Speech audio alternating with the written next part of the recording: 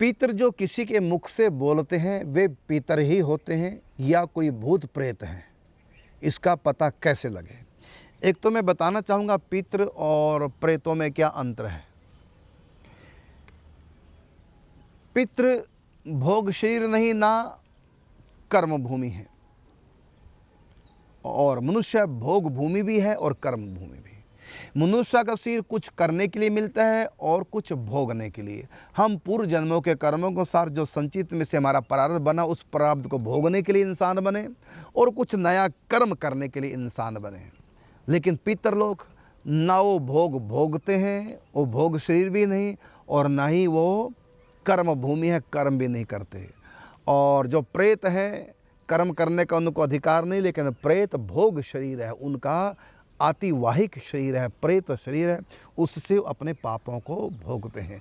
पितृलोक में भोग नहीं है।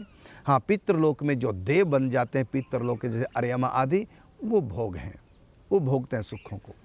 और ये जो पितृलोक है, यहाँ भोग नहीं है, बल्कि यहाँ ना वहाँ कर्म है ना वहाँ कर्म फल है, वहाँ केवल शांत रस है, वो भी टेम्परेरी।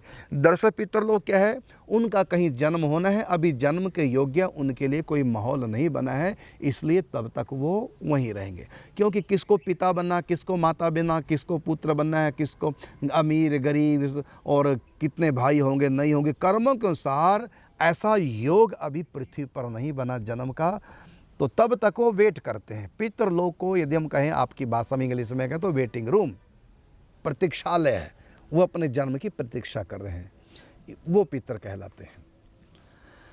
यहाँ का एक दिन वहाँ का एक साल बराबर होता है, नहीं वहाँ का एक दिन यहाँ का एक साल बराबर होता है। और यदि कहें प्रेतों के बारे में, प्रेतों के बारे में है कि वो भोग शरीर है, उनको कर्म का दंड मिल रहा है, अपने पापों को भोग रहे हैं, दुख पा रहे हैं।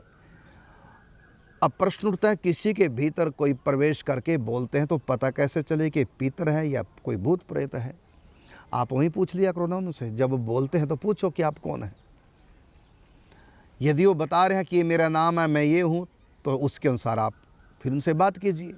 यदि वो बता ही नहीं रहे हैं तो प्रेत तो अपने बारे में पूरी जानकारी देगा, पितर भी अपने बारे में पूरी जानकारी देगा, वो क्यों आ रहा है, क्यों तंग कर रहा है, वो सब कुछ बताएगा। यदि नहीं बता रहा है तो कोई भूत नहीं, कोई पितर नहीं है, वो कुछ नहीं, वो केवल मेंटली हैं, और उनको जो है दरअसल उदान वायु विकृत हो गई है। हम वायु का मतलब प्रेत लगा लेते हैं, और अक्सर 99% तो ये हो रहा है। वो कोई भूत प्रेत पितर नहीं होते, वो केवल मानसिक विकार होता है। हुआ ये कि दिमाग में उनके उसमें ऑक्सीजन का लेवल कम हो गया, ज़्यादा टेंशन करने से, लंबी बीमारी का शिकार होने से, अधिक दवाइयाँ खाने से, टेंशन लेने से, पारिवारिक प्रतिकूल परिस्थितियों में घिरते रहे बार बार, वो कोई बात दिमाग में बैठ गई। ऐसा करते करते उनके दिमाग से ज़्यादा टेंशन लेने से थोड़ा विकृति आ गई है। यदि योग की भाषा में कहें, वो उदान वायु की कमी हो गई है, और यदि हम विज्ञानी की भाषा में कहें तो ऑक्सीजन लेवल कम हो गया है। योग की भाषा में कहें उदान वायु विकृत हो गई। अब ऐसी स्थिति में रोग उनका ठीक कैसे हो? तो रोग ठीक होगा प्राणायाम योगासन करने से, और थोड़ा स्थान को बदलें, थोड़ा परिस्थितियाँ बदलें, थोड़ा हंसी का माहौल बने, थोड़ा खुशी का माहौल उनको दिया जाए, और उनको अकेला ना छोड़ा जाए, उनसे बातें करें, उनसे प्रेम का व्यवहार करें, और वो योगासन अधिक करें और प्राणायाम भी अधिक करें। प्राणायाम में वो 3 प्राणायाम करेंगे,